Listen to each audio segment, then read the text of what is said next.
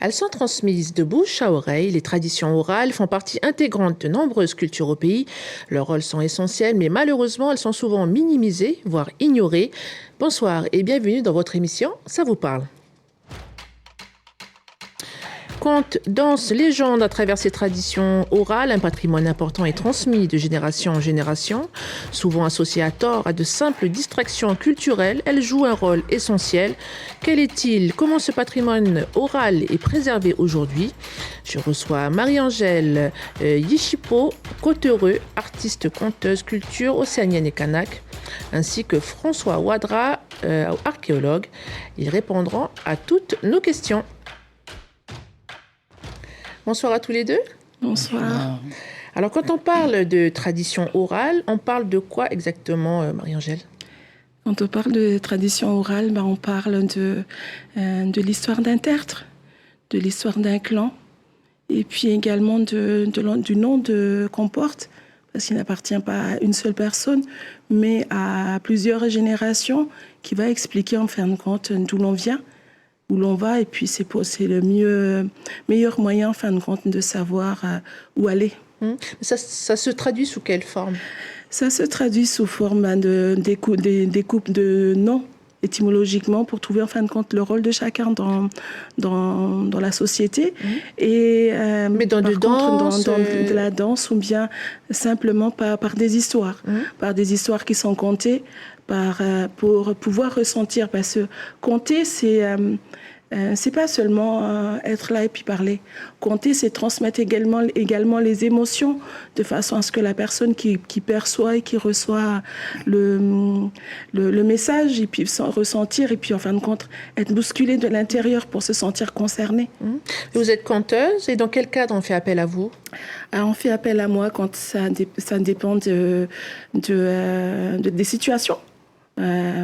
Pour la pandémie, on a fait appel à moi dans les écoles également, quand il faut faire des créations de spectacles avec les écoles, et qu'il faut suivre un fil rouge. Donc, s'ils choisissent d'utiliser l'art, on fait appel à moi également pour écrire des histoires, pour que ça ait une liaison, et que ça ait une logique, mais toujours en se basant sur les traditions de l'endroit où l'on se trouve, où les demandes, elles sont faites. Donc là, on comprend que le conte, il fait partie de ces traditions orales, au même titre que les danses, par exemple.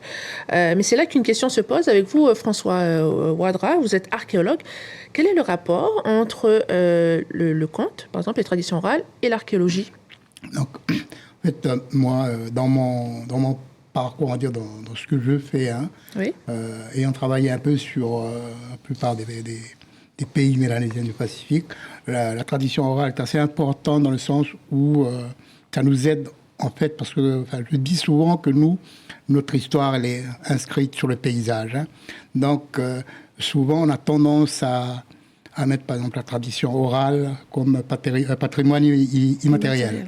Et donc, dans les objets, on fait patrimoine matériel. Donc, ce que l'on touche, ce que l'on voit, ce que l'on peut toucher. Voilà. Donc, en fait, c'est deux concepts qui est difficile à dissocier chez nous. C'est-à-dire, ça s'appuie sur le principe, et l'autre, c'est du concret. Donc, voilà, c'est un peu... Donc, moi, en tant qu'archéologue, quand je vais sur un terrain, je m'appuie sur la tradition orale qui va me faire découvrir aussi certains lieux dont on mentionne dans les traditions, et qui va permettre d'identifier certains lieux où les gens ont habité, où ont pratiquer des... Mais comment ça se passe concrètement sur le terrain?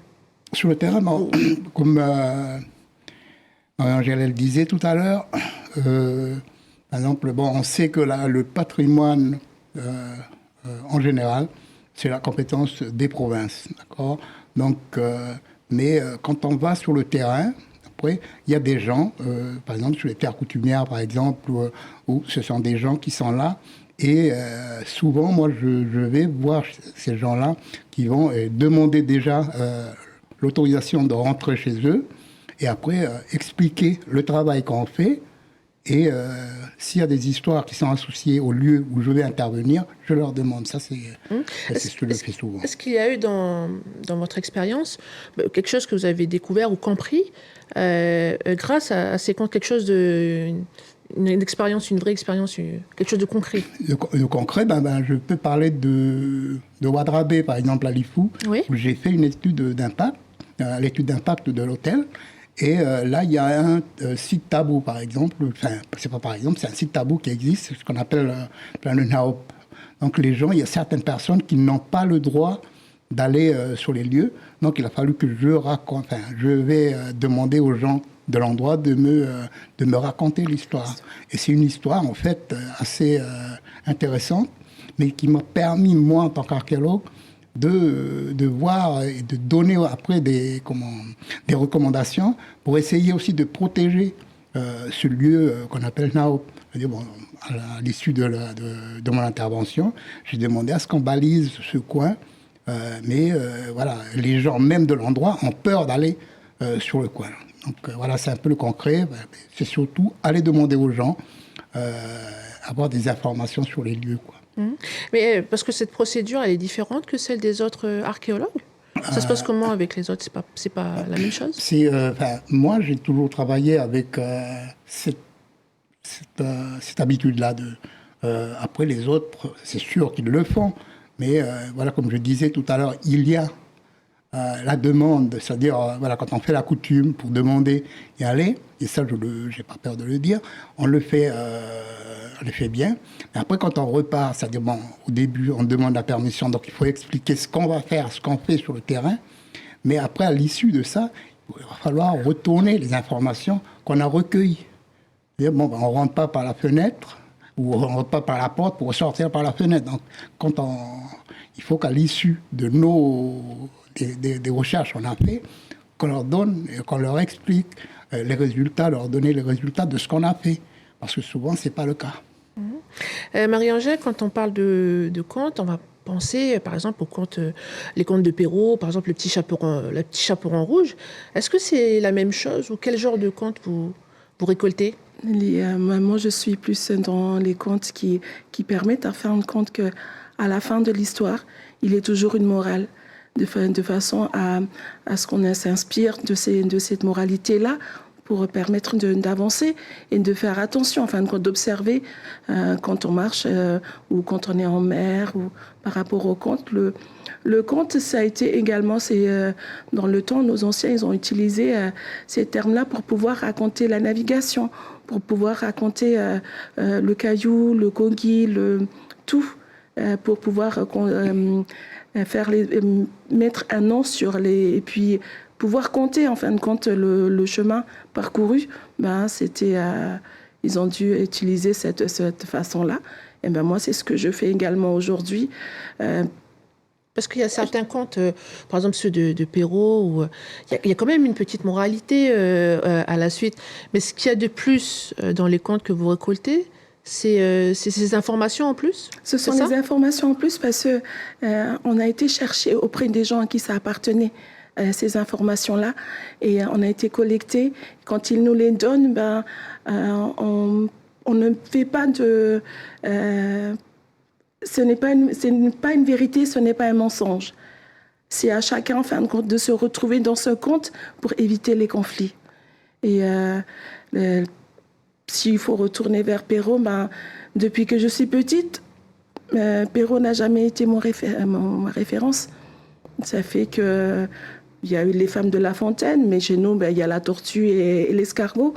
Donc, on a toujours quelque chose qu'on a à la maison, quelque chose qu'il y a dans nos maisons qui va nous rappeler, en fin de compte, qu'il ne faut pas marcher la tête baissée. Il faut relever la tête, puis il y a toujours quelqu'un à côté de nous, ou quelqu'un qui est dans le besoin. Et c'est ce qui fait la passion, en fin de compte, des contes, sur la transmission des émotions, et puis de faire ressentir, en fin de compte, les vibrations, non seulement de la terre, mais des éléments, d'être en résilience avec la nature. Je vous propose de découvrir ou redécouvrir ce conte de la région Kharatchou, conte diffusé en juillet 2021 dans le JT de Calédonia. Écoutez. Menafa khota fondore mbaru ndoto kwe. Unambura ndoto kwe no nome mwachini. Nu me shaku kamunu. Akere mbanderi khwansiso wito mwachini na sekete mbwa meru mboto na. Ronana meru chita kena. Dobaru khadi shakete umboreru.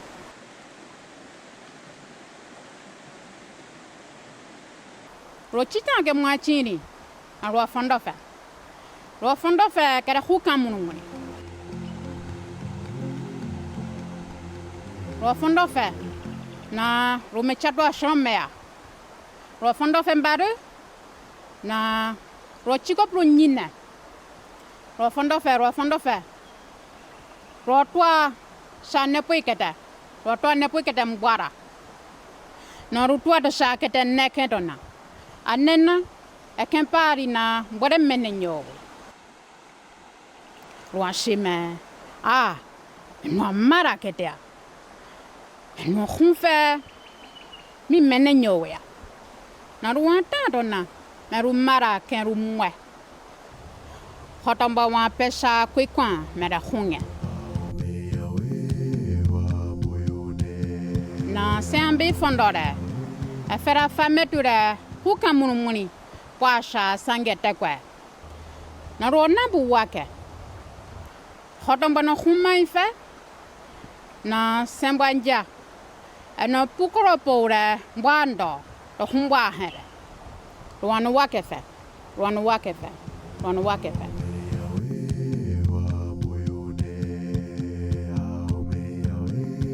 Waketwa to nesipura kedena na hukamunu muni taitwa. Ndukamuna mwambere. Na rukhapani to na khwansha muishawa. Ashawana na keti vera khunshina. Me petetu ya pwa sange muni. Dukamuna hunu fa. Me rupengi khunshina. Kena khwansha wana. Na ruafeno. Daba khunshina wana taita do pwa sange na. Rono khota vera ketaira. Na sinduke khwira rushando. Auwa. Kana ruamendo sare. Rona na me Horuna meru fengi ke katena. No bashawa na wa pena hukamunu nataru. Ronde puchita agena. No roa fetinda kete. Na kene tepua. Ashiname ndukamunwa. Rutua na katena. Na rumene ina kwire sha mofondo. Shawa chatwa. Na rahachi ohuru. Na menia anu no katena. Na tohun ne yangwi. Ke mbwanei di khwamona nei to nyina to nendo kete di khwano ne kweta mi kete mbwa hendi to fea apure va kwi endoro ndo ni hani kwira sha mo fondo do bani to sha kete do ba apu kete na va khwano renjina chokwa. François Ouaddara, on l'entend dans ce conte, elle explique l'importance de la coutume de bonjour. Que recherchez-vous dans les traditions orales ? Dans les traditions orales, pour moi, il y a toujours un fil conducteur par rapport à ce que je recherche. C'est-à-dire, en archéologie, on essaie de remonter le temps. Oui. Chez nous, la notion du temps, elle est plane. Quand je dis elle est plane, c'est-à-dire... quand un vieux nous parle, il va dire hier. Hier en français, c'est le jour qui précède d'aujourd'hui, quoi. Et donc chez les vieux, ça peut remonter jusqu'à 100 ans, voire plus. Et en archéologie, on peut monter jusqu'à 1000 ans, 3000 ans. Donc par rapport à ces traditions-là qui vont nous raconter quelque chose, par exemple, nous on recherche à quel moment les gens ont occupé un certain lieu. Et la tradition peut nous servir d'indicateur. À nous maintenant d'arrêter le temps. Mais à travers ces contes et légendes, par exemple, ils peuvent nous dire, voilà, on était là, on est passé par là. Et à nous de chercher, justement, dans des endroits qui sont susceptibles de garder ces traces, et à nous de le retrouver. Donc, mais comment vous faites le lien entre ces paroles qui sont transmises et puis vos fouilles ? Déjà, la parole, ce qu'il raconte, comme je disais tout à l'heure, voilà, juste à l'instant, il peut parler sur des centaines, voire des milliers d'années. Hein. Ce que je recherche, par exemple, pour l'occupation d'un lieu, ça peut être, par exemple, de la poterie. La poterie, par exemple, si je suis sur les îles, la poterie, on n'a pas d'argile sur les îles. Donc on sait que la poterie vient de la Grande Terre. Donc c'est déjà une indication, voire au niveau des vestiges, par exemple, ça fait partie des vestiges, qu'il y a eu des gens qui sont arrivés là, la poterie est un témoin de ce passé-là, que les gens ont vécu là. Par rapport à, on peut trouver par exemple des hameçons. Bon, ben, les gens, ils sont restés là, ils ont été à la pêche, ils ont fabriqué même et tout ça, ça nous permet... Et dans ces contes, on explique que voilà, l'hameçon a été utilisé, c'est comme ça que vous arrivez à faire le lien avec vos fouilles. D'accord. Voilà. Mais en quoi c'est important pour vous de faire appel à ces traditions orales? Comme je le disais tout à l'heure, hein, voilà, ils ont toujours laissé des traces. Hein, comme je dis, on ne peut pas dissocier ce qui est histoire traditionnelle, ce qu'on raconte, et parce que bon, on parle de rocher, par exemple, quand on va sous le terrain, on voit un rocher. Le rocher en lui-même ne peut pas intéresser l'archéologue parce qu'il n'y a rien, il peut rien sortir de ce rocher. Par contre, en cherchant autour, il va trouver des éléments qui vont lui indiquer effectivement les gens sont passés par là. Genre que je parlais tout à l'heure d'hameçon, je peux parler de la poterie, des ossements d'animaux, ce qu'ils ont mangé. Donc, c'est important aussi pour nous de savoir ce qu'ils ont mangé à l'époque. Donc, voilà, ce sont des éléments comme ça. Mais l'histoire, en gros, c'est une ossature qui nous permet de dire, bon, voilà, il y a des gens qui sont passés par là. C'est ça, mais quand je veux dire important, c'est aussi dans le sens, peut-être vous, en tant qu'archéologue, mais archéologue kanak. Oui. En quoi c'est important de faire appel? Parce que est-ce que tous les archéologues le font, cette démarche, vous le disiez tout à l'heure, ou voilà. Vous ne savez pas trop? Le phénomène c'est que la plupart de nos traditions, à un moment, ont été recueillies par des Occidentaux. Il faut le dire, voilà. En Camaret, c'est le Père Dubois, un peu ailleurs, il y a Guillard, voilà. Donc, avec toujours ce regard, un peu peut-être, de regard de l'extérieur, et qui ont tendance à changer un peu aussi notre façon de voir, de concevoir les choses. Ce qui est malheureux aussi maintenant, c'est que la plupart, même des Kanaks, ils prennent ça comme des livres de chevet. Et donc, au lieu d'aller voir les gens qui détiennent justement... peut-être parce que, voilà, il faut vérifier les données, parce que ce qui est important dans ce que le Père Dubois, par exemple, ou les autres ont fait, c'est qu'ils ont fait des recueils de traditions à un moment crucial dans le passé. C'est-à-dire, il y avait beaucoup de personnes ressources. Et ça, c'est vachement important. Marie-Angèle, combien de contes connaissez-vous aujourd'hui? Beaucoup. Oui, beaucoup.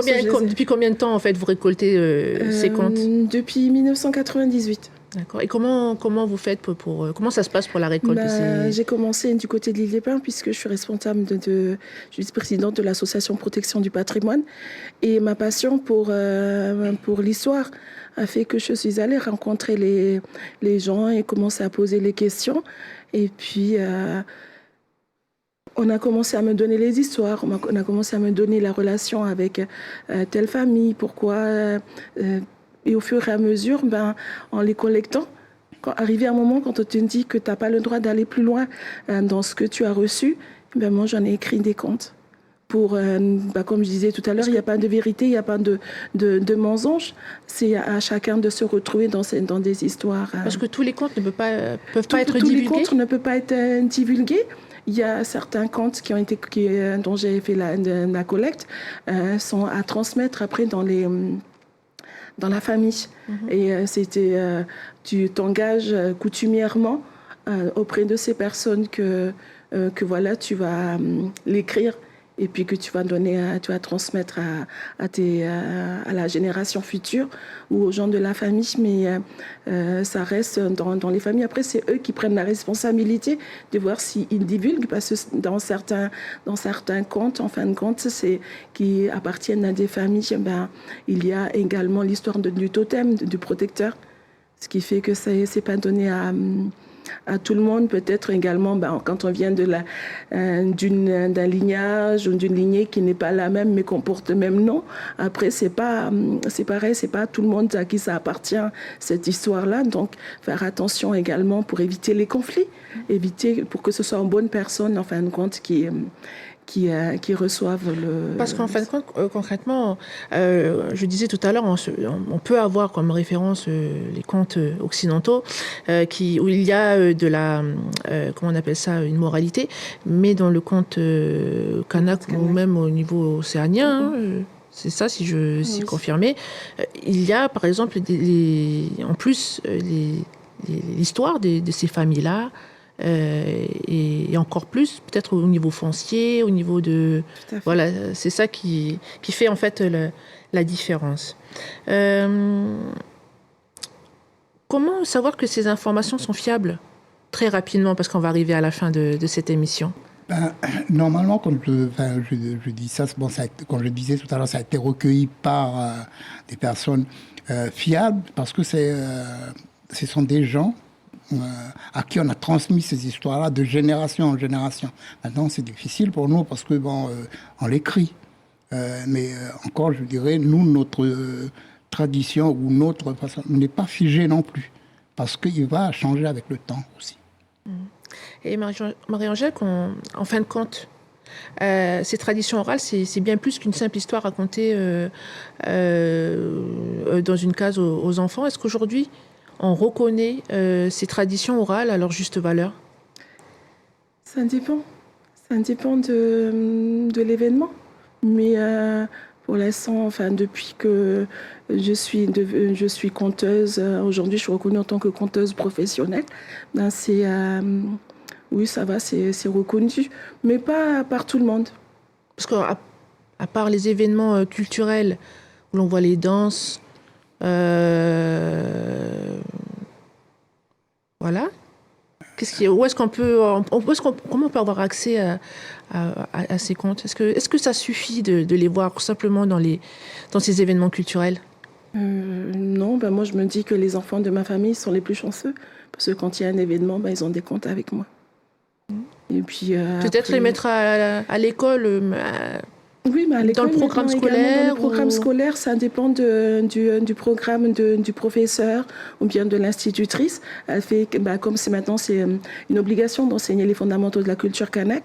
Donc, on intervient également dans les écoles. Moi, j'interviens dans les écoles, au collège, au lycée. Donc, ça permet en fin de compte de continuer, puis d'ouvrir également l'esprit par rapport à ce qui se passe autour de nous, et puis de l'importance de savoir d'où l'on vient par rapport à la culture. Ma dernière question, et après ce sera la fin de cette émission. Vous avez fait vos études dans le Pacifique, comme en Angleterre? J'étais surtout en Papouasie-Nouvelle-Guinée, Salomon, l'Australie, la Nouvelle-Zélande, Vanuatu. Et justement, en Papouasie, est-ce qu'on s'appuie sur les traditions orales aussi pour les découvertes archéologiques? La plupart, nous, on n'est que très peu de Kanaks archéologues. Ici, on n'est que 2 pour le moment. Mais en Papouasie, voilà, ils sont nombreux, ils sont plus qu'au Salomon, au Vanuatu. Mais j'ai travaillé avec eux et c'est sur les traditions qu'ils vont chercher pour essayer de remonter le temps. Donc, là-bas, il y a quand même 45 à 50 000 ans, les premiers s'occupant de la Papouasie. Donc, mais il y a toujours des traditions qui remontent assez loin dans le Eux aussi temps. Donc, font appel à ces traditions orales pour travailler avec ces archéologues. Ouais. Donc, c'est pas propre, à la Nouvelle-Calédonie.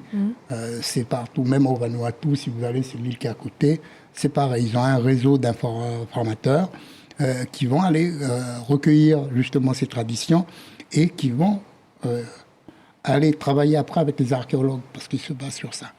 Très bien. On arrive au terme de cette émission. Merci Marie-Angèle Cottereux, merci François Wadroit pour toutes ces précieuses informations.